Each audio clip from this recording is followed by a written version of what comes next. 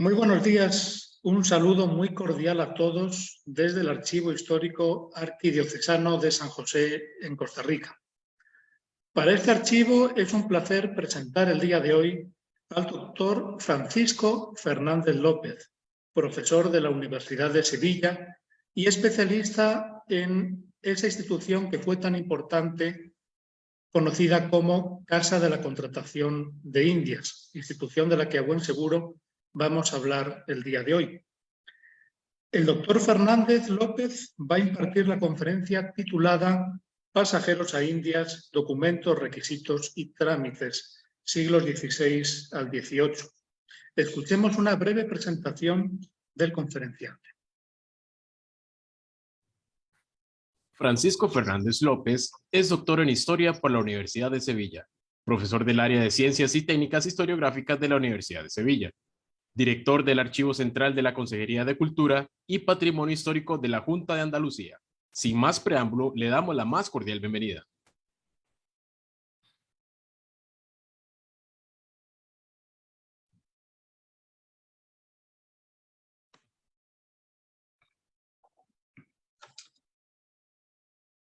Bien, buenos días a todos. Espero que se esté escuchando bien. Y bueno, en primer lugar quería dar las gracias al Archivo Histórico Arquidiocesano de San José, en Costa Rica, país que no tengo el gusto de conocer, pero que todo el mundo me habla maravillas. Y por supuesto quería también dar las gracias a Pablo Durán por esta invitación y a todos los presentes, los que vamos a compartir hoy este ratito. Y bueno, sin más dilación voy a comenzar y espero que sea de vuestro agrado. Espero que se esté compartiendo bien la pantalla. Y bien, esta intervención, esta conferencia, como ha dicho don Pablo Durán, se titula Pasajeros a India, documentos, requisitos y... Don Francisco no está compartiendo pantalla. Bien, vamos a ver entonces.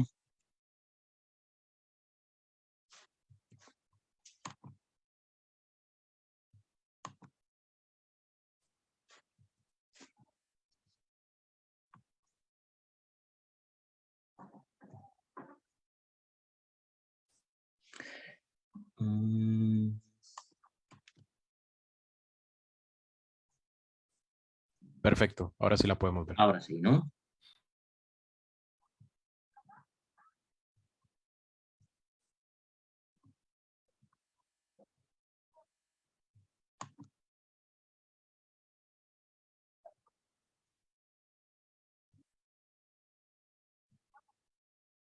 Bien, ahora, pues, bueno, pues como decía, esta intervención que va a tratar sobre los pasajeros a India, los pasajeros a América durante el siglo XVI al XVIII, tiene su origen en esa institución de la que acaban de adelantar, la Casa de la Contratación de Indias.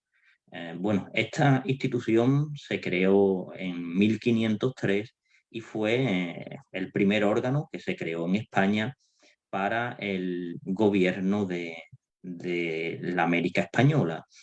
En un primer momento se creó como una oficina comercial, pero digamos, a lo largo de su existencia se dedicó desde el punto de vista administrativo a la administración de la Real Hacienda de Indias, es decir, a todo el oro y sobre todo la plata que venía en concepto de Real Hacienda y para el rey.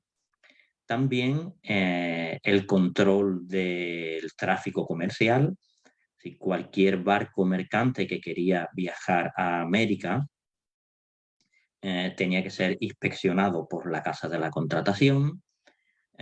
Igualmente también se dedicaba a la administración de los bienes de difuntos, es decir, aquellas personas que morían en América pero cuyos herederos estaban en España y enviaban su herencia pues era también controlada y entregada a sus herederos por la Casa de la Contratación de India. Y, digamos, también desde el punto de vista administrativo, la formación de las expediciones y también de las armadas para la defensa de esas expediciones comerciales. Y, por supuesto, pues el tema que a nosotros nos ocupa hoy, que es el control de los pasajeros, de todas las personas que quisieron viajar a América a partir, como digo, de su creación a partir de 1503. Además, también de estas labores administrativas, fue tribunal de justicia en todos aquellos conflictos que se producían relativos al comercio con América, y también escuela de navegación, y en ella se tenían que examinar todos los pilotos que querían hacer esta travesía. Bien, como creo que he dicho antes, esta institución, la Casa de la Contratación de Indias, tuvo su sede en Sevilla desde su creación, 1503, hasta 1717. En 1717 se traslada a una ciudad cercana, a Cádiz, sobre todo porque para llegar a Sevilla, para que los barcos llegaran a Sevilla, tenían que arribar el río, porque es digamos, un puerto interior, un puerto fluvial, no tiene costa, y digamos, los problemas de esa navegación dieron lugar a que se trasladara, como digo, en 1717 a la ciudad de Cádiz, una ciudad ya portuaria, una ciudad de mar. Y allí pues mantuvo también su actividad hasta 1790, en la que esta institución ya se extingue, ¿vale? Desaparece. Bien, pues en las funciones de control de pasajeros, la Casa de la Contratación se dedicó a registrar a todas las personas que viajaron durante estos siglos, como lo llamaban en aquel entonces, a las Indias Occidentales.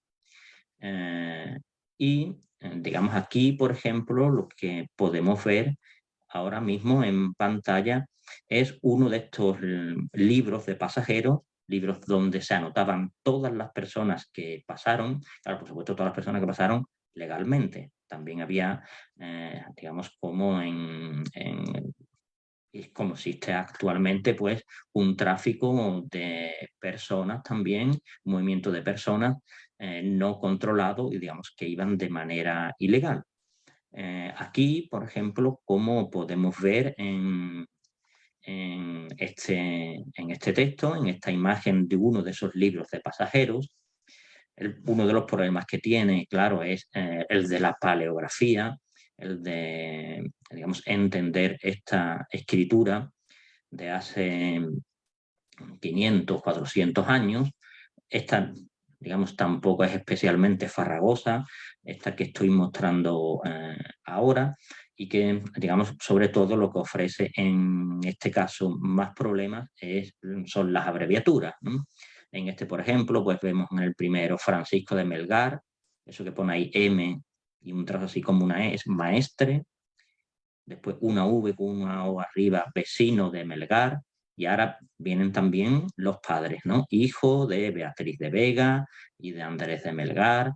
Y después lo que también registraban es hacia dónde fue. Claro, digamos, desde un punto de vista así muy general, ¿no? Se despachó para Nueva España, sí, para el Virreinato de Nueva España, sin detallar más concretamente hacia qué lugar específico iba. Y, digamos, también, además de esto, del nombre, de la naturaleza, de dónde era y de sus padres, anotaban otra serie de noticias, ¿vale?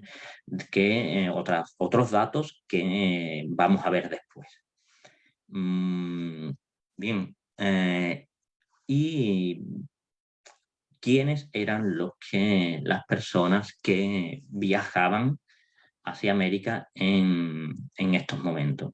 Bueno, en primer lugar, había un dicho popular en esa época, ¿no?, que se decía: el que va a la mar por placer es capaz de ir al infierno a pasar el rato, digamos, porque, digamos, una vez que mm, obtenías la licencia y, digamos, con todo lo que eso conllevaba, que es de lo que va a tratar esta conferencia, ¿no?, de cuáles son los trámites, cuáles son los documentos que tenían que obtener para poder pasar a América, digamos, ahora comenzaba también, digamos, la parte difícil, que era realizar la travesía.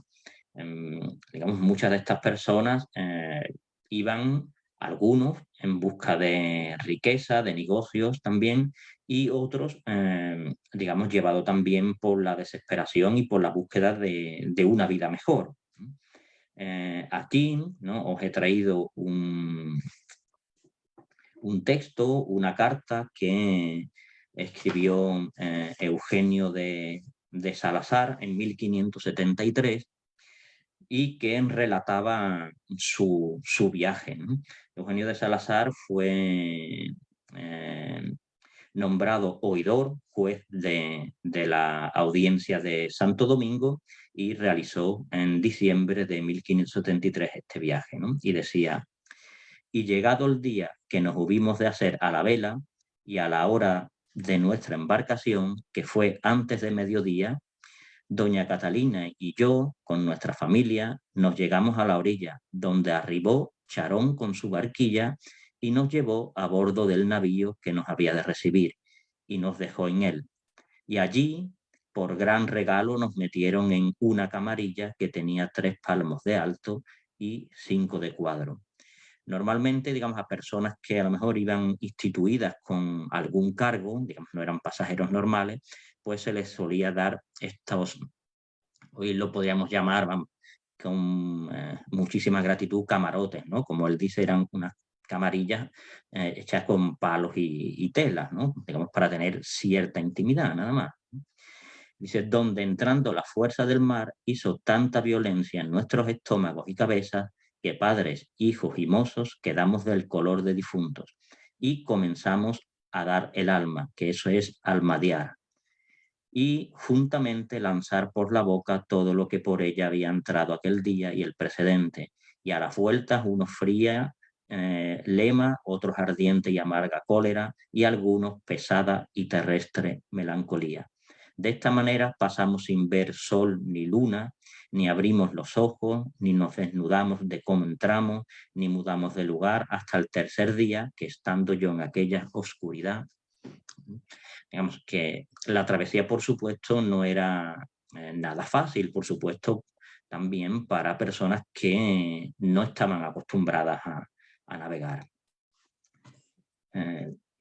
Y bueno, aparte de esto, ¿no?, digamos, de los inconvenientes tanto de la obtención y de los requisitos como también del propio viaje, no todo el mundo podía realizar este viaje, no todo el mundo estaba autorizado a realizar este viaje hacia América. ¿Quiénes podían viajar? O mejor dicho, ¿quiénes no podían viajar? ¿Quiénes tenían prohibido viajar? Bueno, en primer lugar, por cuestiones de fe, no podían viajar ni judíos, ni musulmanes, ni conversos, es decir, judíos nuevamente convertidos a la religión cristiana, ni tampoco cristianos cuyos padres o abuelos hubieran sido condenados por la Inquisición. Además, digamos, de estas prohibiciones por cuestiones de fe, tampoco podían viajar los extranjeros, solo, digamos, naturales de los reinos de España, de Castilla, León, Aragón, podían realizar este viaje. Este cuadro que traigo aquí, que es de Bartolomé Esteban Murillo, es de un amigo suyo, Nicolás Omasur, que fue tratante y comerciante con Indias. Digamos, una cosa es que no pudieran viajar y otra es que no pudieran comerciar. Normalmente lo que hacían eran poner a terceros, a testaferros para realizar estos viajes y ellos aportaban el capital. Por ejemplo, Nicolás Omasur era flamenco, era original de Flandes, de Amberes, y digamos obtuvo una grandísima fortuna con estos negocios, ¿no? Con estos negocios americanos. Y por último, tampoco podían viajar según el género y según el estado civil que tuvieran. En este sentido, bueno, ¿podían viajar las mujeres lo mismo que los hombres? La respuesta en estos momentos es no. Los hombres solteros podían viajar libremente, ¿vale? Siempre que cumplieran, por supuesto, con estos requisitos que he dicho antes, de fe, de naturaleza de los reinos de España, y si estaban solteros, podían viajar. Las mujeres solteras, sin embargo, lo tenían prohibido, salvo con excepciones, es decir, si iban acompañadas de familiares. Los hombres casados, bueno, los hombres casados podían viajar, pero con consentimiento de sus mujeres y por un tiempo determinado. ¿Vale? Digamos, normalmente el tiempo máximo para poder viajar con solos, digamos, o bien iban toda la familia, o si viajaban solos y estaban casados, como máximo podían estar 3 años. A los 3 años ellos o tenían que volver o bien tenían que, lo que se llamaba, llamar a sus mujeres para que ellas hicieran el viaje, ¿vale? hacia América y se pudieran reunir allí en América. Aquí, por ejemplo, vamos a ver, volvemos al libro de pasajeros que hemos visto antes, y en este de arriba, o da igual, o en el siguiente, que dijimos Francisco de Melgar, maestre, vecino de Melgar, hijo de Beatriz de Vega y de Andrés de Melgar, pone después: se despachó para Nueva España por mercader casado por 3 años en la nao maestre Alonso Maldonado en noviembre de 1553. Muy bien, aquí, por ejemplo, ya está, digamos, registrando en el libro de pasajeros que este señor era casado, ¿vale? Por eso, digamos, solo podía estar 3 años en América. A los 3 años, como he dicho antes, tenían que volver. Igualmente, también he dicho que las mujeres casadas, las que se quedaban en la península, ¿no? Se quedaban en España y sus maridos habían viajado, podían realizar el viaje solas, pero siempre que obtuvieran, como he dicho antes, una llamada de sus maridos. ¿Cómo se hacía esto? Bueno, pues mediante cartas privadas, cartas que el marido le enviaba a la mujer desde América, y estas cartas eran llamadas cartas de llamada. En estas cartas, normalmente, bueno, pues lo que le decían es que, entre otras cosas, pues la echaban de menos y que por favor realizaran el viaje hacia América. Con estas cartas, esas mujeres casadas iban a la casa de la contratación y entonces sí la dejaban pasar solas. Por ejemplo, esta de aquí, que comienza aquí donde en el margen pone carta, ¿vale? Porque digamos esto es una copia, una certificación que hace un escribano de la casa de la contratación y que queda en el expediente. La carta, por supuesto, como particular se la llevó ella, y pone aquí: mujer mía de mi vida, vuestra carta recibí y con ella mucho contento en ver carta vuestra, porque había tantos días que no sabía de vos, si érades muerta o viva, ansimismo holgado tanto de saber de vos, que por cierto no tengo lengua con que poderlo encarecer, porque estaba con tanta pena. Bien, sigue así, ¿no? Y llega un momento en el que le dice que por favor ella, en este caso le dice que realice el viaje porque él está delicado de salud. Como digo, con esta carta ya a estas mujeres la dejaban pasar solas, ¿no? Sin acompañamiento de otras personas. Muy bien, digamos, visto estos requisitos, los de fe, los de naturaleza, ¿vale? Nacionalidad, los de género y estado civil, ahora, digamos, si se cumplían esos requisitos, tenían que obtener determinada documentación, sin la cual tampoco dejaban realizar el viaje. En primer lugar, lo que tenían que obtener era una licencia real, una licencia del rey, para que pudieran embarcar. Aquí, digamos, vemos estas licencias, son todas iguales, ¿no? Tienen forma de real cédula, comienzan siempre el rey, y ahora el rey lo que hace es ordenar a los empleados de la casa de la contratación que dejen pasar a esas personas siempre que cumplan con todos los requisitos, ¿vale? Y previa inspección de su cumplimiento. Aquí entonces vemos el rey y después siguen mis presidentes y jueces oficiales de la Casa de la Contratación de Sevilla. Yo os mando que dejen pasar a la Nueva España a Álvaro Martínez, llevando consigo a su mujer y a una hija suya, presentando ante vos informaciones hechas en sus tierras de ellas y con aprobación de las mismas justicias de cómo no son de los prohibidos para pasar a aquellas partes y de las señas de su persona, y que la hija que no es casada fecha ya está la fecha en Madrid de está esto, como está aquí, digamos, la parte donde salen, digamos, mi pantalla, mi rostro, pues no termino de ver la fecha en Madrid, no veo eso, y de junio de 1630 años. Está ahí la firma, todas las reales cédulas, todas las licencias estaban firmadas autógrafas por el rey. Yo, el rey, ¿vale? Y las rúbricas. Bien, con esta licencia donde, digamos, hemos visto que ordenan a los jueces de la Casa de la Contratación que dejen pasar a estas personas, pero, como dicen, siempre que no sean de los prohibidos, los que hemos visto por cuestiones de fe, de naturaleza, ¿vale? O de estado civil y de género. Comprobando eso, y dice, y dando las señas de su persona.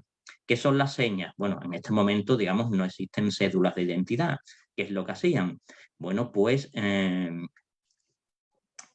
apuntar en estas reales cédulas o en otra documentación que llevaran alguna particularidad física por la cual se les pudiera distinguir, ¿no? Y ahora también veremos esto. Además, digamos, de esta licencia, tenían también que obtener una información de testigos, ¿vale? ¿Qué era esto? ¿Qué es una información de testigos? Bueno, aquí estamos viendo, esto no es todavía la información, es la petición para que lo dejen pasar. Uno de los problemas, después vamos a ver, una vez que terminemos con esta parte dedicada a los requisitos, a los trámites por los que tenían que pasar, lo que haremos es ir al archivo de India y ver cómo podemos consultar esta documentación, las distintas maneras que hay y que nos vamos a encontrar. Como digo, uno de los problemas que hay, como pueden ver aquí, es el paleográfico. Bien, bueno, una información justo aquí arriba del todo aparece inform y después una O y una N, ¿vale? Información. Una información, ¿qué es? Bueno, en el antiguo régimen, en la Edad Moderna, era muy frecuente para demostrar cualquier cosa, es decir, como testimonio, como prueba, presentar una información. Una información es que la persona que quería obtener algo, en este caso quería obtener autorización para viajar a América, presentaban a varios testigos. varios testigos que eran de su lugar de origen, ¿vale? De su lugar, en el lugar donde había nacido. Y, digamos, esos testigos lo que hacían eran declarar, testificar que era verdad todo lo que decía, en este caso, el pasajero, y que cumplía todos los requisitos. Es decir, pues presentaba a varias personas que lo conocían, pues, digamos, más o menos desde niño, y bueno, decían quién era, decían quiénes son sus padres, si sus padres eran cristianos viejos, si estaba soltero o casado, si era de aquel lugar. Es decir, lo que estaban, digamos, testificando, declarando, era que cumplían con todos estos requisitos que hemos visto antes. En cualquier información, ¿vale? Normalmente comienzan por la data, ¿sí? Por la fecha, y en esa información un escribano público, un notario, va tomando testimonio de que esa persona va a la autoridad de su lugar, la que exista en cada municipio. Un alcalde, un administrador de justicia, un juez, el que sea, y le solicita que se pueda tomar declaración a testigos. Esta autoridad lo ordena mediante un auto y ya el escribano público, el notario, toma la declaración. Aquí lo que vemos en estos círculos que he puesto aquí rojo, es como cuando este señor, ¿no?, fue con su licencia y con su información de testigos a la casa de la contratación, lo que van poniendo en la casa de la contratación justo al margen son, digamos, los puntos de la información que le interesan. Subrayan el texto y en el margen apuntan aquí NCA en el primer círculo, que es naturaleza, y pone aquí Diego de Morales, que es natural de esta villa de Useda. Entonces ahí ya están viendo, bueno, este señor ha nacido en un municipio de Castilla, por lo tanto ese requisito lo cumple. Después pone PES, ahí en el margen, en el segundo círculo, padres, digamos, lo ponen siempre de forma abreviada normalmente, ¿no? Y en el subrayado, lo que vemos aquí, pone hijo legítimo de Jerónimo de Morales y doña María Serrano, sus padres. Y sabe este testigo que, bueno, digamos, los padres, y normalmente lo que dicen también es que son cristianos viejos o que sus padres y sus abuelos, ¿vale?, eran cristianos, porque, digamos, para considerarte cristiano viejo, lo que hacían era testificar que 3 generaciones eran cristianos, 3 generaciones anteriores.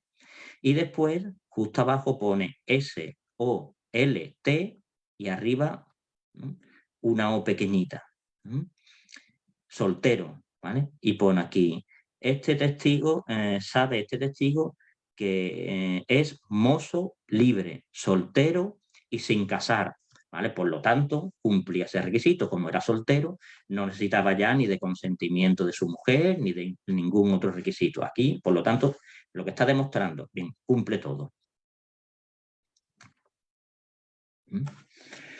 Y ahora bien, digamos que, como he dicho, con esta documentación, la licencia real firmada por el rey y la información de testigos hecha siempre en el lugar donde nació cada pasajero, lo entregaban en la casa y ahora, después lo veremos cuando entremos en el Archivo General de India y busquemos expedientes, veremos también que hay que fijarse en este detalle. Cuando nosotros vemos la información de testigo, hay un momento que van a poner aquí lo he puesto también en el círculo este rojo, pone BTE, es bastante, con otra información que está adelante y con la edad y señas que están en la Real Cédula. ¿Vale? Entonces, lo que está diciendo, perdón que se me ha adelantado, digamos, uno de los jueces de la Casa de la Contratación ha visto la documentación y pone es bastante. Cuando le ponen es bastante, significa que bien, que cumple todo, que le pueden dar la licencia para embarcarse. Aquí lo que pasa es que pone, es bastante con otra información, ¿vale? Y con las señas de identidad que aquí no están, ¿vale? Y pone que están en la Real Cédula.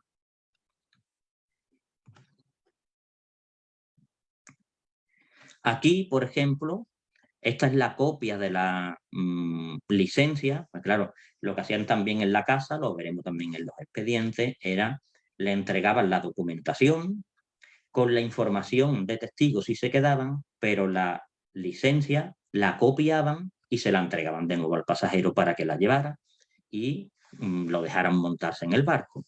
Aquí la copian y ponen lo mismo, el rey, mis presidentes y jueces oficiales de la Casa de la Contratación, yo os mando, dejéis pasar, en este caso es a otra persona, a las Islas Filipinas, dice textualmente, a Diego de Morales, natural de la villa de Uceda, de edad de 23 años, y ahora pone de mediana estatura, con 2 lunares en el carrillo izquierdo, presentando ante vos información hecha en su tierra.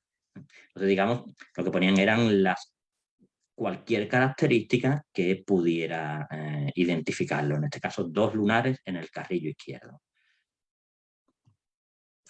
Por ejemplo, aquí he traído otros ejemplos, ¿no?, de estas señas, ¿no?, que apuntaban. Pone aquí en el primero, dejéis pasar a la Nueva España a Esteban Velasco, de edad de 25 años, con un bulto encima del ojo derecho dentro del pelo de la cabeza, llevando consigo a Beatriz de Pupú, su mujer, alta de cuerpo, delgado, de edad de 38 años. O en el segundo texto pone, dejéis pasar a las provincias del Perú, a Gaspar de los Reyes, de edad de 50 años, y con un lunar en el lado derecho, llevando consigo a doña Catalina de Portillo, de 40 años, alta de cuerpo, blanca y con una verruga entre las cejas. O ya en el último, ¿no? Dejéis pasar a la Nueva España, a Alonso García, vecino de edad de 36 años, alto de cuerpo y buen mozo, barbitaeño, es decir, con barba pelirroja, con barba roja, dice que empieza a encanecer. Bien, como digo, esta sería la documentación que necesitaban para poder viajar a India. La licencia real y la información de testigos. Lo que hacían de entonces era dirigirse, como he dicho, a la Casa de la Contratación, realizaban una petición, ¿no?, escribían, o normalmente si no sabían escribir, que era una grandísima mayoría, le pedían al escribano de la Casa de la Contratación que realizara, por supuesto previo pago, una petición que le llegaba a los jueces oficiales de la Casa de la Contratación.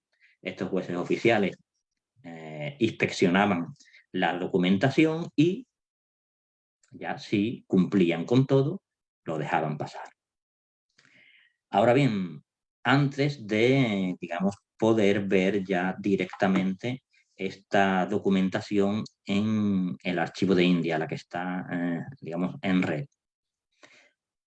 ¿Cómo podían eludir estos controles, ¿no? Porque hubo muchas personas que lo eludieron. Bueno, uno de ellos era, bueno, como existen también en la actualidad, de polizón, ¿no? Digamos, pues saltándose los controles y yendo en los barcos o bien de incógnito o bien sobornando al maestre, a un marinero, que lo escondieran.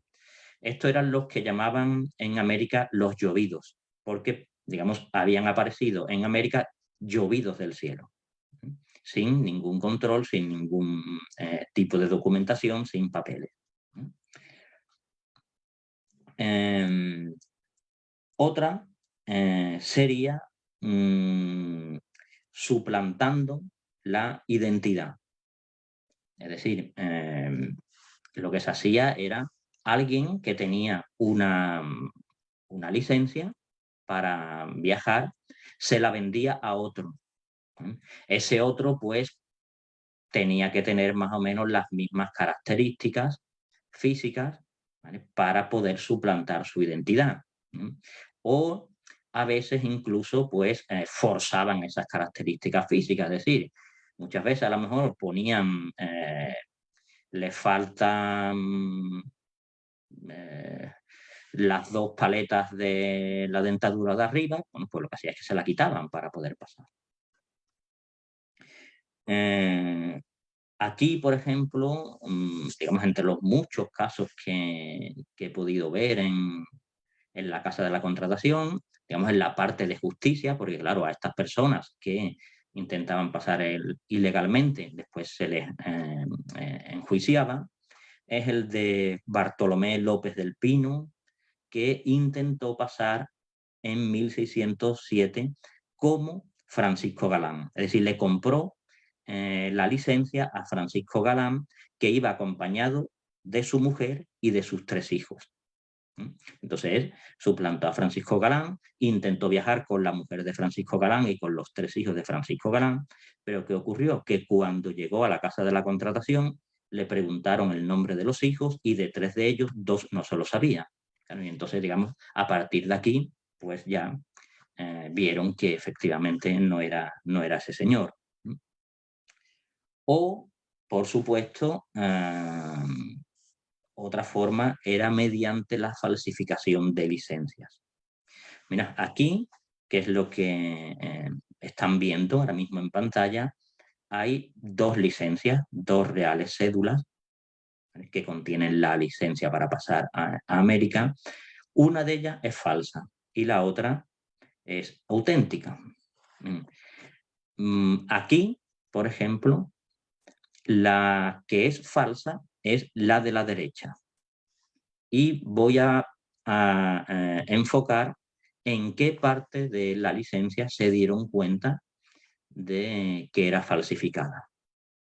Y es, digamos, justo al final del texto, ¿vale?, que lo que viene es la fecha.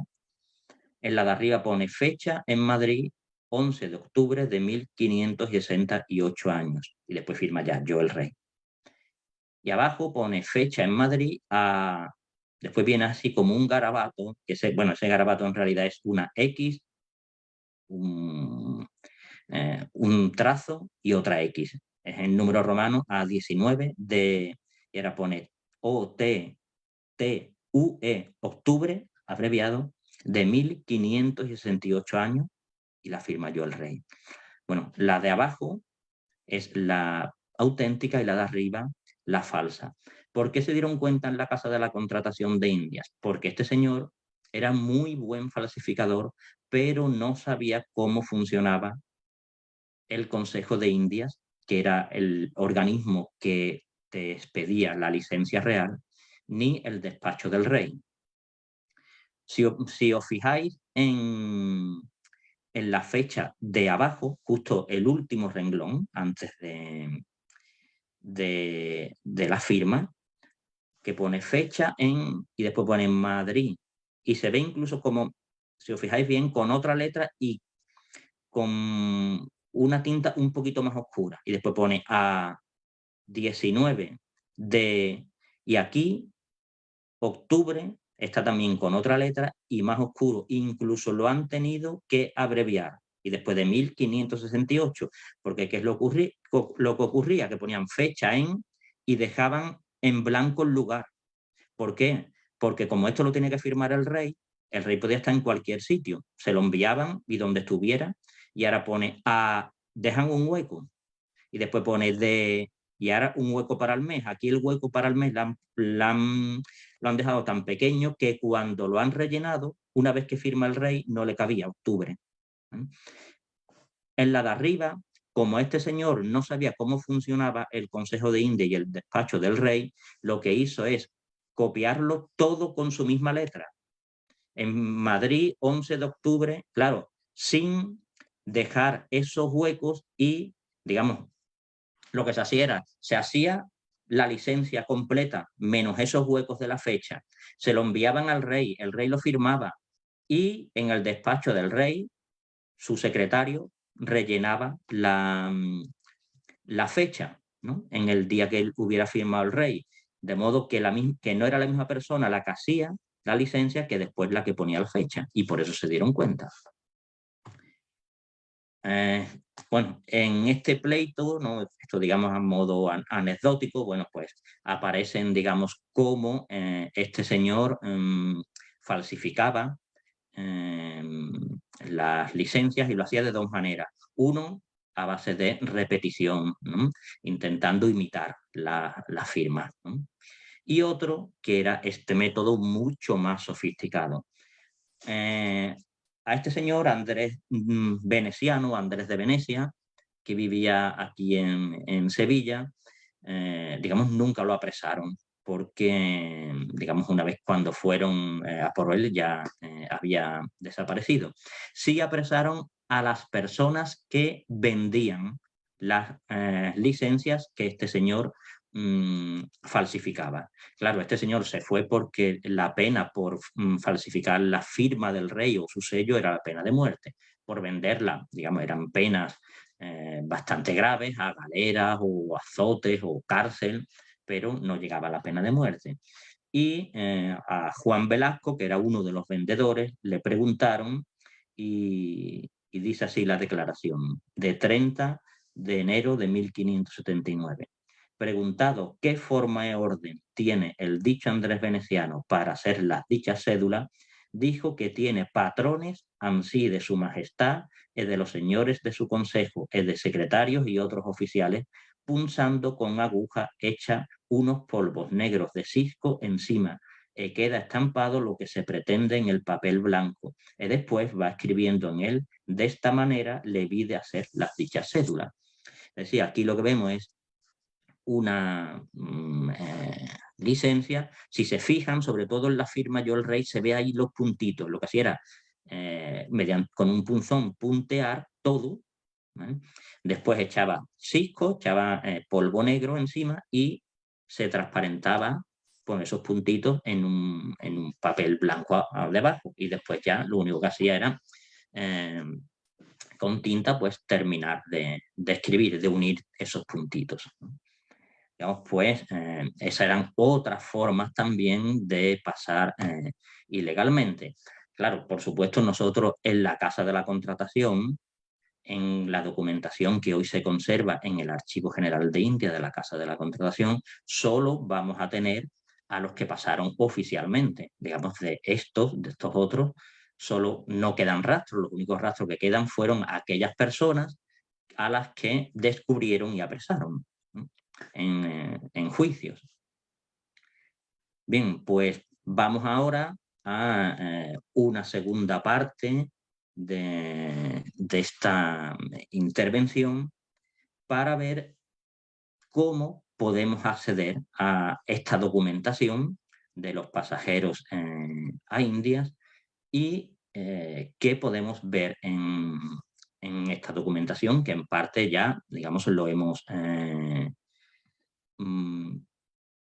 visto, ¿no? En esta primera parte. Vamos a ver. Bueno, mira, en primer lugar lo que hay que hacer es entrar en el portal de archivos españoles. En pares, digamos que en Google o en cualquier otro buscador, ¿no? Tecleamos pares, ¿no? Como aparece ahí, y entramos. Podemos hacer, digamos, dos tipos de búsqueda. Una, aquí donde pone búsqueda avanzada, ¿no? Pone aquí buscar por palabras. ¿Sí? Ahí tecleamos, si sabemos el nombre de un pasajero, tecleamos un pasajero. ¿Sí? Y después, para acotar un poco la búsqueda, en archivos aquí elegimos el Archivo General de India y en fondos, Casa de la Contratación. ¿Vale? Entonces filtramos por palabras arriba y después filtramos por archivo. También podemos filtrar por fechas. Esto lo vamos a hacer después. Vamos a ver ahora, digamos, podemos buscar un pasajero, pero si a nosotros nos interesa, por ejemplo, quiero hacer un estudio de todas las personas que pasaron en tal año o en tal periodo. o que eran de tal pueblo. ¿Cómo lo hacemos entonces? Porque ya no queremos buscar un expediente, lo que queremos es buscar toda la serie documental. Bien, pues lo que vamos a hacer es volver.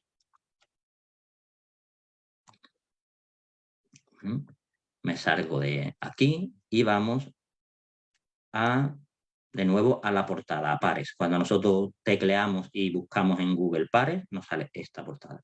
Bueno, vamos hacia abajo y nos metemos aquí donde pone censo guía. Y aquí en censo guía, directorio de archivos. Nos sale este formulario y pone nombre del archivo. Bueno, nosotros lo que queremos es ir al Archivo General de Indias. No hace falta ponerlo todo, con poner Indias, ¿vale? Pues ya nos va a llevar, digamos, a este archivo, ¿no? Aquí nos salen 3 archivos que tienen en su nomenclatura, en su título Indias, ¿no? El General de India, el Histórico de Cartagena de India y el de la Universidad de Cartagena de India. Bueno, a nosotros nos interesa el primero. Lo que vamos a hacer es introducirnos aquí en su página web. También, por supuesto, en vez de esto, yo lo que he hecho es que lo hagamos todo a través de pares. Podemos en cualquier buscador, Archivo General de India, página web, y nos lleva aquí. Y ahora vemos aquí fondos documentales. Cuadro de clasificación. Cuadro de clasificación. Y ahora aquí, en el cuadro de clasificación, lo que nos va a aparecer aquí son todos los fondos documentales que hay en el Archivo General de India. Fondo documental es la documentación de una institución. Sí, el Archivo General de India no hay que confundirlo con el Consejo de India, con la Casa de la Contratación de India. El archivo es una institución donde están los fondos de muchas instituciones que en su momento se dedicaron al gobierno de América, entre ellas la Casa de la Contratación. Bueno, pues, pero digamos, para ver cuál sería la organización del Archivo de India, habría que dedicar, digamos, otra intervención completa. Bueno, pues vemos aquí la Casa de la Contratación y nos van apareciendo todas las series documentales. Son 51, nosotros vamos pasando porque están en orden alfabético hasta que lleguemos a esta, pasajeros a India. Bien. Pasajeros a India. Bien. Ahora, en pasajeros a India tenemos 2 tipos de documentación. Una que pone informaciones y licencias de pasajeros. ¿Eso qué es? Digamos, eso es el expediente que se creó para dejar pasar a ese pasajero. ¿Qué es lo que contiene el expediente? La petición, la información de testigos y una copia de la licencia, porque ya dije, la licencia se la lleva el pasajero y lo que se hace es copiarla en el expediente de la Casa de la Contratación. Y los libros de pasajeros a Indias. Es decir, aparte de los expedientes, en unos libros iban apuntando los que vimos Francisco de Melgar, ¿vale? Digamos una información muy escueta, ¿no? El nombre, los padres, de dónde era y a dónde va. Bien, vamos a ver, por ejemplo, pulsamos aquí informaciones y licencias. Pone aquí, contiene unidades de pares. Bueno, pues nos metemos ahí. Y ahora, digamos, pues aparecen aquí muchísimos legajos de información de expedientes de pasajeros. Aquí lo podemos ordenar, vamos a ordenarlo por fecha. Bueno, solo se conservan, veis aquí, el primero 1534-1552, el segundo 1553 al 54. Son cada uno de las cajas, cada uno de los legajos. Solo se conservan a partir de 1534, aunque la competencia de registrar a los pasajeros, la casa la tuvo mucho antes. La tuvo a partir de 1509 y a partir de esa fecha sí están los libros, pero los expedientes no se han conservado todos. Entonces, por ejemplo, pues aquí de 1500 van a llegar hasta 1790, hasta que se extingue la Casa de la Contratación, vamos, 1592. Aquí hemos pasado ya al siglo XVII, 1609, 1618, 22, 23, bien, por ejemplo, 1623 en cualquier, y aparece aquí 88 unidades. ¿Vale? Una vez que nos metemos ya en uno de estos legajos, ya sí tenemos aquí el expediente de cada uno y además el expediente con la documentación digitalizada que podemos consultar. Vamos a ver aquí, Alonso de Castro. Vamos a ver. Este solo tiene la petición, vamos a ver entonces otro. Bueno, aquí hay otro Alonso de Castro y es de la misma fecha, tendrá dividida la documentación aquí. ¿Vale? Muy bien. ¿Qué encontramos en, esto lo voy a aumentar, en el expediente? Bueno, más o menos lo que he dicho antes. Primero, una petición, ¿no? Digamos, este señor había obtenido la licencia real en el Consejo de Indias, que se le había firmado el rey, había obtenido en su lugar de origen la información de testigo, se dirige a Sevilla y aquí en la Casa de la Contratación lo entrega. Lo entrega con una petición. Aquí pone: el alférez don Alonso de Castro, digo que su majestad por esta real cédula que presento me dio licencia para pasar a la provincia de Nueva España presentando informaciones, etcétera, ¿no? A vuestra señoría suplico, mándeseme del despacho correspondiente, así que le den la licencia para embarcar. Justo aquí arriba pone 19 de junio de 1623. Aquí también lo pone con otra letra. En 19 de junio, lo pone aquí más cursivo, en 1623.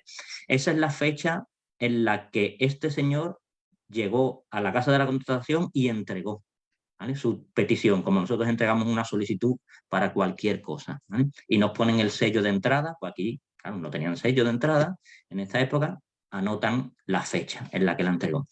Y ahora fijaos una cosa importante para después los libros. Fijaros en estos datos, aquí pone 1623, quedaros con el año. Aquí, justo donde estoy ahora poniendo el cursor, pone NO, que es número, y ahora pone X, V. ¿Vale? Número 25, lo pone en números romanos. Y después pone aquí ANUA nueva y pone SPA, a Nueva España. Recordad esos datos: 1623, número 25, a Nueva España. Por supuesto, el nombre de este señor, Alonso de Castro. ¿Vale? Bueno, pues digamos que entrega esta petición. Justo aquí debajo, bueno, pues se reúnen los jueces oficiales de la Casa de la Contratación y apunta el escribano en esa reunión: vista por su señoría, mandó que el dicho alférez don Alonso de Castro, que pareció ante su señoría, ocurra a la contaduría donde se le dé el despacho ordinario. ¿Vale? Lo que está diciendo, bueno, que este señor vaya a la contaduría, que era un órgano dentro de la Casa de la Contratación, donde expedían las licencias para embarcarse. Este señor, allí en la contaduría, seguimos el expediente, ¿no? Aquí en la parte izquierda podemos ir pasando de un documento a otro. Esta parte, esto sería el dorso de esa petición. Aquí es donde está la resolución y la copia de la licencia que se llevó el pasajero. Ahora la veremos. Y después lo que vamos a encontrar es la información, ¿eh?, la información de testigos, ¿no?, que empieza aquí, a ver si lo puedo, sí, lo voy a ampliar, ¿no?, que empieza: el alférez don Alonso de Castro, natural de esta ciudad, de Toro, digo que su majestad me ha hecho merced. Aquí pone auto. Auto es la orden de esa justicia de Toro, que es el lugar donde ha dicho que nació, diciendo, por ejemplo, aquí pone: el contenido en esta petición de información que ofrece, lo cual se comete a Juan González, escribano del rey nuestro señor. Así lo que está diciendo es, vale, que esta información la haga este escribano. Y ahora, como vimos antes, En la casa de la contratación van apuntando aquí en el margen las cosas que interesan. ¿Quiénes son los padres? Pone PES. Bueno, no lo vamos a parar otra vez a leer porque veo que quizás no quiero ser pesado y pasarme de tiempo, o pasarme muchísimo de tiempo. Aquí pone limpieza, es decir, limpieza de sangre, si era cristiano viejo. Y pone aquí, reputado sin haber cosa en contrario, y los dichos sus padres y deudos son y fueron cristianos viejos, limpios de toda mala raza de moros y judíos. Seguimos, pone aquí en el margen edad y señas, y pone es de edad y señas contenidas en la licencia. Después vamos a ir a la licencia, que la hemos dejado en el dorso de la primera hoja, ¿vale? En el dorso de la petición. Ahora volvemos y tienen que estar las señas de identidad y su edad. Y aquí pone soltero, ¿vale? SOLTO. Y después vamos al texto y pone, este testigo, ha visto este testigo que es soltero y que... ¿vale? Perfecto. Y digamos ahí hasta el final, ¿no? Bien. Volvemos en esta información y vamos a esa segunda imagen, que es el dorso de la petición, ¿vale? Y aquí está la resolución de los jueces de la Casa de la Contratación. Ay, se me ha olvidado ver aquí, digamos, antes, en algún lugar de la licencia, si le dieron licencia, tiene que venir lo que os enseñé antes. Es bastante. Mira, aquí la han puesto justo al final. ¿Vale? Puede estar, antes lo vimos, en un margen, ahora aquí, por ejemplo, al final de la licencia. Aquí justo pone es bastante y rubrica. Y ahora sí, vamos a la copia que dejaron de la licencia y la resolución. Pone en Sevilla, en la Casa de la Contratación de las Indias, a 19 de junio de 1623 años, los señores presidentes y jueces oficiales de la dicha casa dijeron que daban y dieron licencia al alférez don Alonso de Castro para que pueda pasar y pase a la provincia de Nueva España. Désele la licencia en virtud de la cédula de su majestad que tiene presentada y que la licencia que se le diere se le ponga la edad y señas de su persona. Y aquí pone traslado de una cédula, traslado es como copia de una cédula de su majestad. Ponen mis presidentes y jueces oficiales de la Casa de la Contratación de Sevilla, yo os mando que dejéis pasar a la Nueva España a uno de los proveídos con oficios o prebendas, y para ella vamos a seguir al alférez don Alonso de Castro, de 30 años, buena estatura, barbo castaño, en este caso tenía la barba castaña, de buen rostro, cejijunto, es decir, tenía solo como una ceja nada más, cejijunto, y que pueda llevar a Andrés López, su criado de 20 años y moreno de rostro, etcétera, ¿no? De buena estatura. Entonces aquí vemos que tiene ya las señas en esta licencia real, y en la resolución de arriba hemos visto que, viendo que uno de los jueces había puesto es bastante, ¿vale? Resuelven que se le dé. ¿Vale? Muy bien, este es el expediente, ¿no? Perfecto. Ahora, este señor tiene que estar anotado en el libro, en los libros de pasajeros, que es a lo que vamos a ir ahora.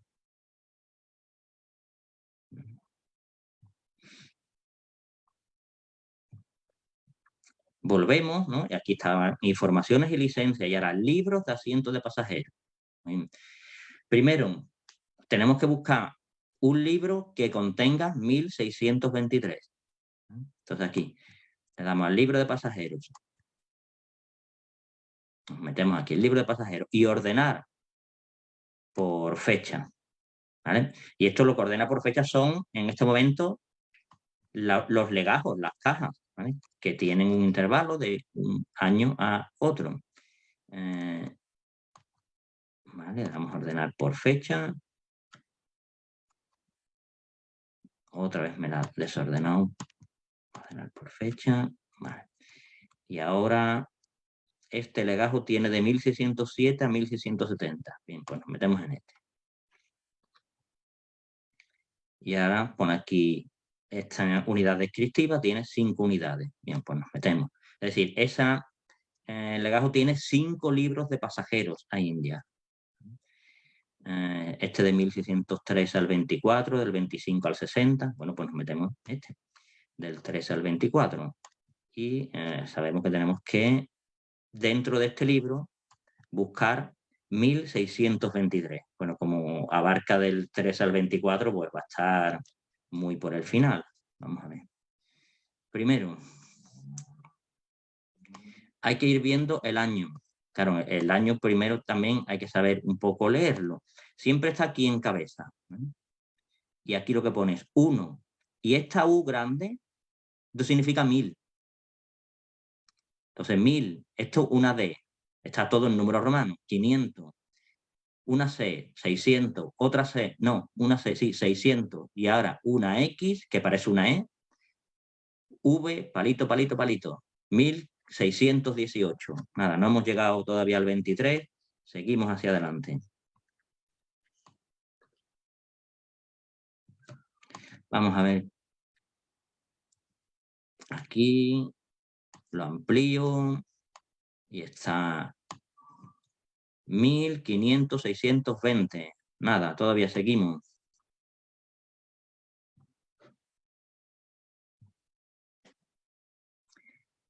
Bueno, no lo voy a ir ampliando porque lo veo desde aquí, 1621.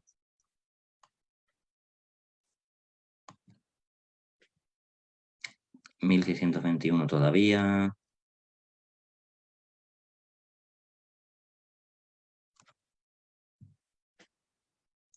Aquí ya estoy viendo 1622.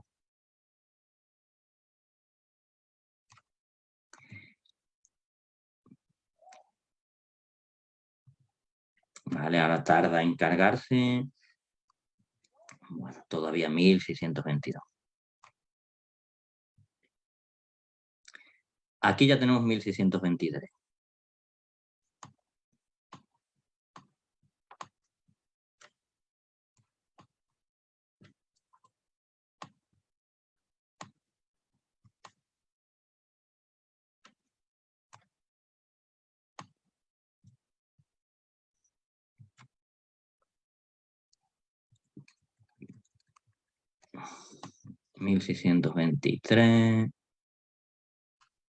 Vale.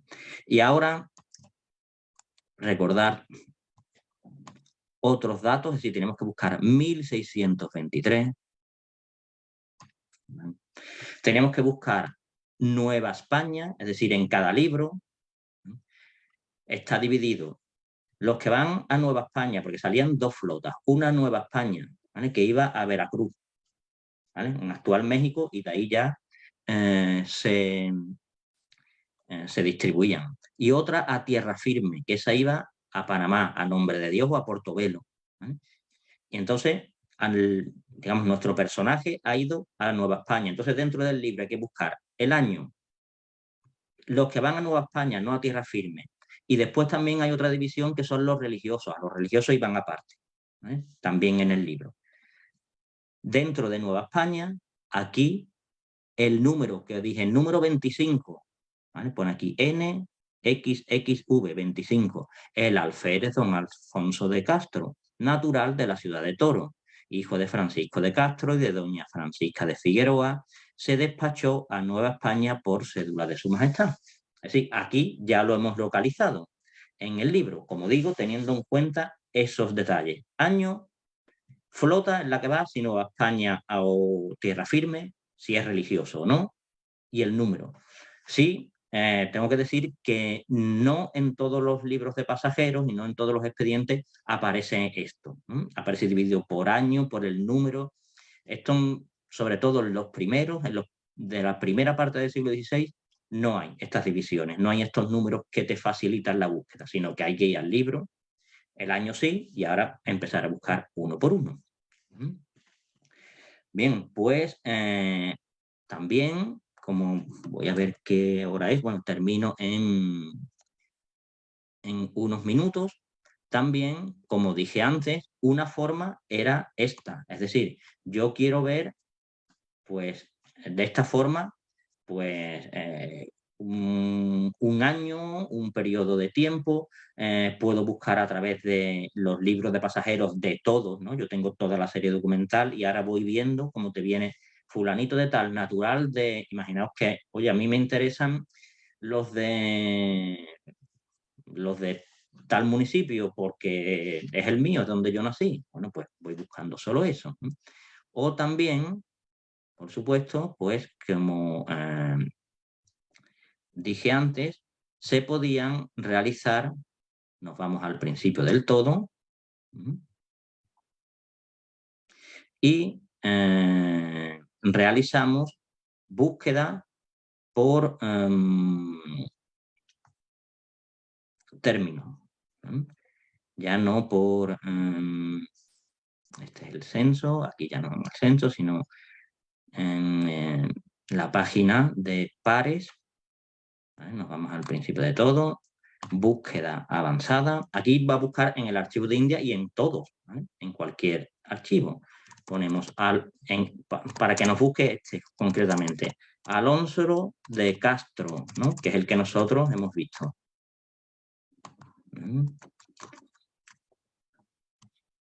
Archivo, bueno, está en el archivo de India y lo vamos a buscar en el fondo de Casa de la Contratación.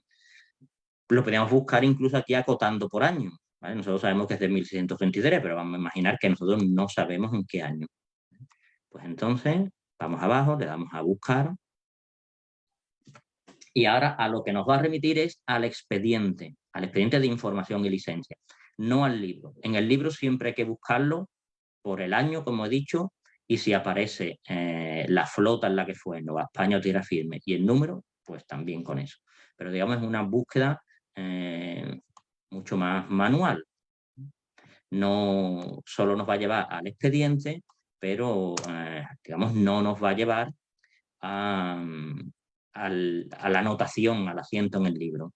Aquí está Alonso de Castro, claro, hay en los 3 siglos, ¿no? Desde 1503 a 1790, hay muchas personas que pasaron que se llamaban Alonso de Castro.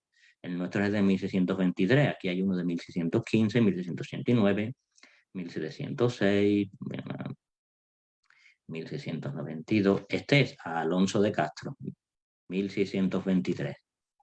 Si lo abrimos, pues ¿no? Nos ha llevado, digamos, por término al mismo, a los que vimos antes, ¿vale? Que empieza con la petición, que os dije, la fecha, 19 de junio de 1603, el año, lo del número 25 a Nueva España, y ya está, ya aparece aquí la petición en la que dicen que lo dejen pasar. Y bueno, una vez visto esto, pues a mí me hubiera gustado que hubiera sido esta intervención pues de interés y bueno, que por lo menos haya transmitido curiosidad o interés o por lo menos que haya interesado a alguien que esté que le gusten estos temas o que esté interesado en consultar este tipo de documentación. Por supuesto, claro, los fondos del Archivo de India son inmensos y como dije antes, pues haría falta otra intervención para explicar cómo está organizado. Así que, bueno, espero entonces que haya sido de vuestro agrado y, por supuesto, cualquier pregunta, cualquier consulta, cualquier duda, cualquier curiosidad, pues yo estoy aquí dispuesto para lo que sea, para lo que estiméis oportuno. Así que, bueno, pues muchas gracias por vuestra atención.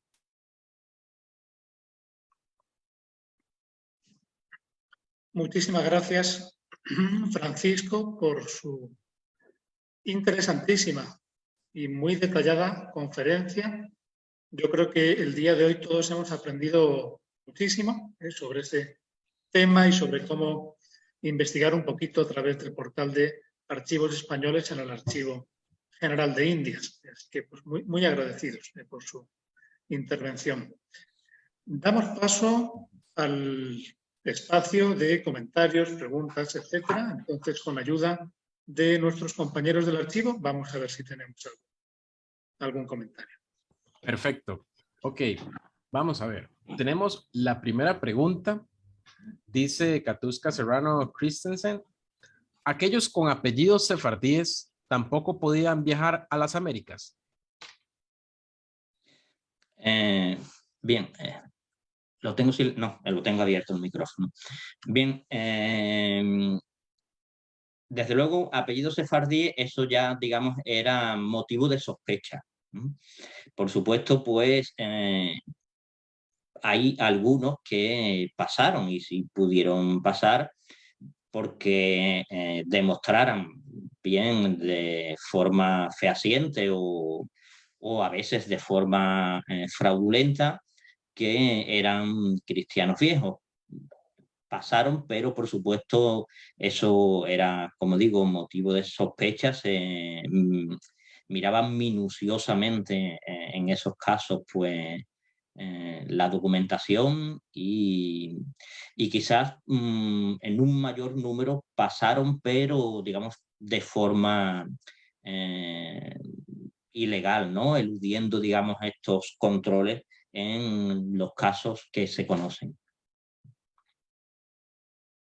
No sé si he contestado a su pregunta. Si no le queda claro, puede hacerme todas las que estime oportuno. Perfecto, Francisco. Tenemos más preguntas. Vamos a ver. Ronald Campos López pregunta, ¿cómo se ubica información sobre viajeros del siglo XIX que vinieron a Costa Rica? Bien. Para el siglo XIX, lo que ocurre es que nosotros solo nos hemos circunscrito a la Casa de la Contratación. Tiene que consultar otros fondos documentales también en el Archivo General de India. Uno es el Juzgado de Arribadas. El Juzgado de Arribadas fue la institución, una de las instituciones que se quedó con las partes de las competencias que tenía la Casa de la Contratación una vez que desaparece. Y entre ellas, pues, el control de los pasajeros. Pero no todo el siglo XIX, porque a partir de 1858 aparece otra institución que es el Ministerio de Ultramar. Y aquí este ministerio asume las competencias que tenía el juzgado de Arribadas, que le venían a su vez de la Casa de la Contratación. Así que en la segunda parte del siglo XIX, a través de ese fondo documental del Ministerio de Ultramar. Lo que es, sí, Ronald, que se llamaba Ronald, tiene que tener cuidado porque el juzgado de Arribadas sí lo consulta en el Archivo General de Indias. Pero cuando usted ve el cuadro de clasificación del Archivo General de Indias, hay una sección que pone también ultramar. Esa sección de ultramar no tiene la documentación de ultramar, del Ministerio de Ultramar. Tiene la documentación más antigua. ¿Por qué se llama ultramar? Porque fue este ministerio el que se la transfirió, el que se la envió. Pero la documentación propia del Ministerio de Ultramar está en el Archivo Histórico Nacional en Madrid, que también se consulta a través de este portal de Pares. Ya, claro, lo que sí le digo, el juzgado de Arribadas no tiene toda la documentación digitalizada de pasajeros y el Ministerio de Ultramar una parte nada más. Así que recapitulo, juzgado de Arribadas primera mitad del siglo XIX, Archivo de Indias, Ministerio de Ultramar, segunda mitad del siglo XIX, Archivo Histórico Nacional, ambos por pares. Y lo que sí puede hacer, por supuesto, enviar, si no lo encuentra digitalizado, enviar una consulta bien a la página web de cada archivo o bien a través también de pares para ver si lo pueden localizar. Muchas gracias. Catusca Serrano tiene otra pregunta. Dice, de España al Virreinato del Perú, ¿iban a través de Panamá o de México? ¿Había una ruta específica o cualquiera? Bueno, normalmente a través de Panamá, es decir, lo que hacía era tomar la flota de tierra firme, porque digamos, era después mucho más cerca.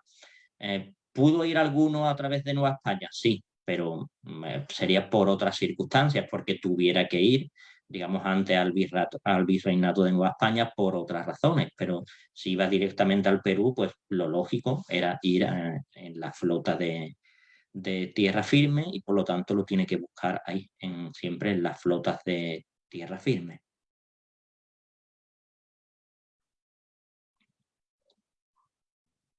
Ok. Vamos con otra pregunta. Carolina Tobar Vargas dice, buen día, saludos desde Puerto Rico.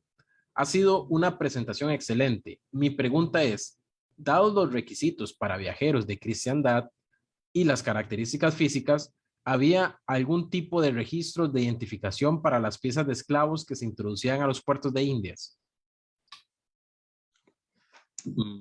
Bueno, bien, buenos días, Carolina.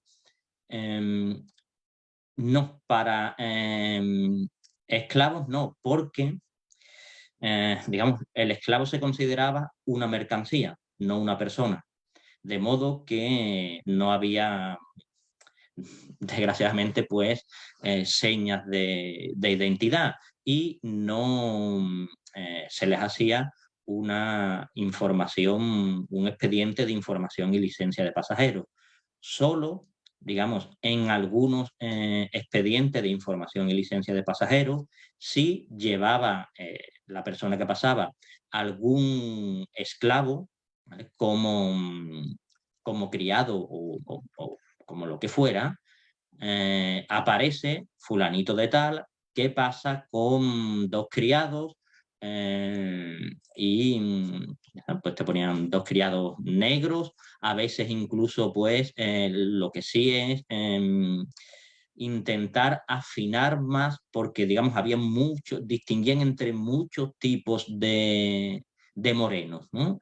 Entre los bozales, que eran los que iban directamente desde África, los que habían pasado ya en España algún tiempo, dependiendo del color, digamos, distintos tipos, ¿no? de saínos dorados, digamos, distintos tipos ya de tez de piel. Pero prácticamente esos son los datos que dan.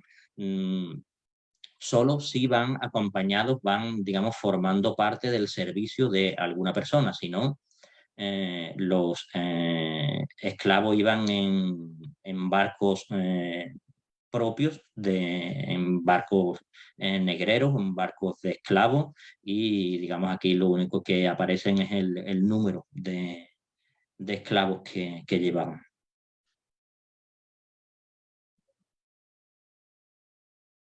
Y bueno, sí, otra cosa, y Carolina, si le interesa, por ejemplo, el tema de los esclavos, como le digo, más que buscarlo en informaciones y licencias de pasajeros, que lo que va a ver, como le digo, son solo los que acompañaban como servicio a otra persona,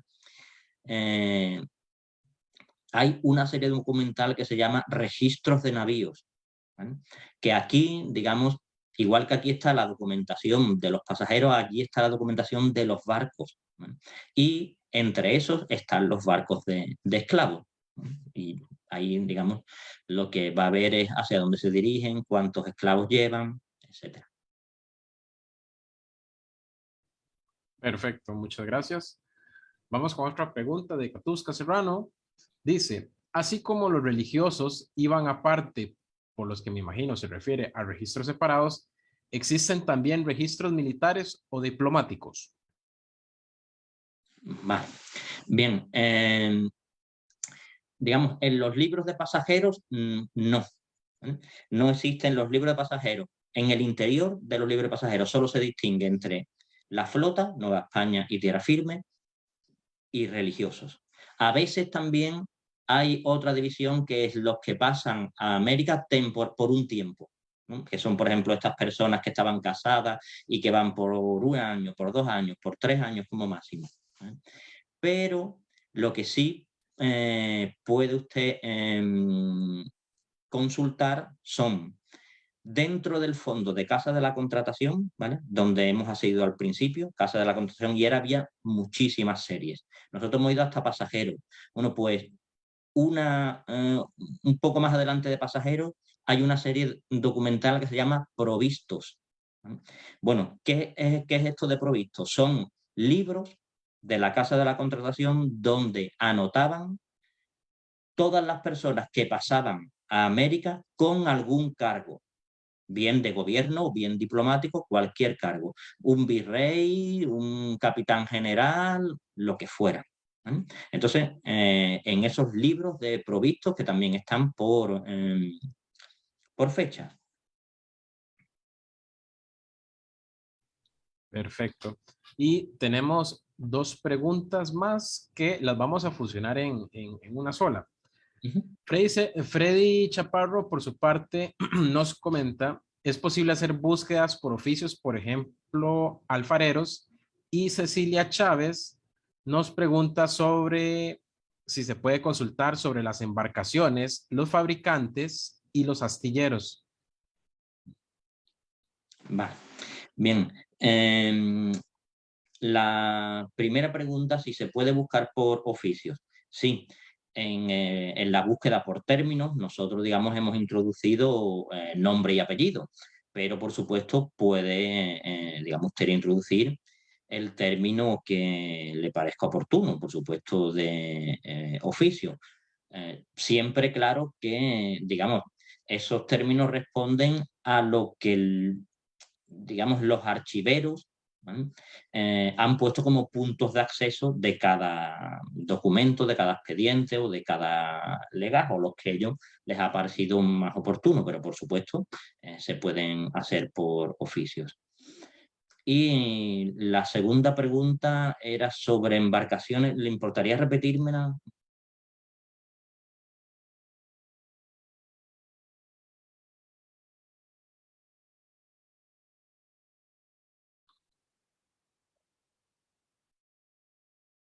Ah, bien, bien, ahora me acuerdo, sí. Era sobre embarcaciones, astilleros. Bien.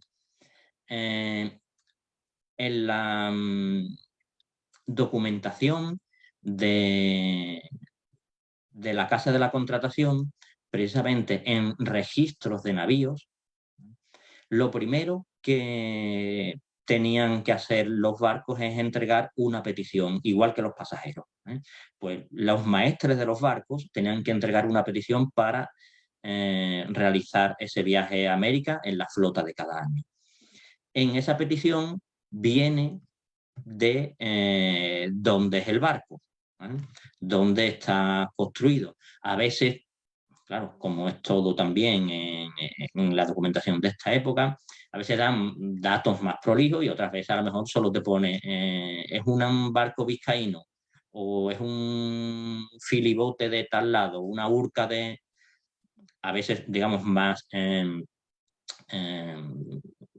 con más detalle, sobre todo en los del siglo XVII, porque en el siglo XVII se creó otro oficio en la Casa de la Contratación, que fue el del arqueador. Entonces, este señor iba en las distintas inspecciones, se le hacían 3 visitas a los barcos y bueno, no voy a profundizar ahora en ellas. Bueno, pues en la primera, que se llamaba el señalamiento de obras, en el siglo XVII, este señor, el arqueador, ya digamos, hacía una documentación más detallada, donde arqueaba el barco, veía la calidad que tenía, de dónde era, cómo estaba construido, si tenía estancaidad, qué tonelaje tenía, y digamos, ahí sí puede obtener más información. Perfecto, muchas gracias, don Francisco. No tenemos más preguntas por el momento. Tenemos muchos saludos y agradecimiento de las personas que se conectaron a la transmisión en vivo. Nada más por acá. Muy bien, pues muchísimas gracias a todos por los saludos, por los agradecimientos, por las preguntas, por supuesto. Yo también aprendo mucho en estas conferencias, en estas intervenciones y bueno, el trato, el intercambio de saberes, de conocimientos y pues siempre nos enriquecen a todos. Así que muchísimas gracias. Gracias a usted, Francisco, nuevamente. Si no hay más comentarios, pues damos por terminada esta actividad formativa del Archivo Histórico Arquidiocesano, agradeciendo mucho al doctor Francisco Fernández López el haber compartido sus conocimientos sobre este tema con todos nosotros. Y sin más, pues hasta otra ocasión, que pasen un excelente día. Muchas gracias.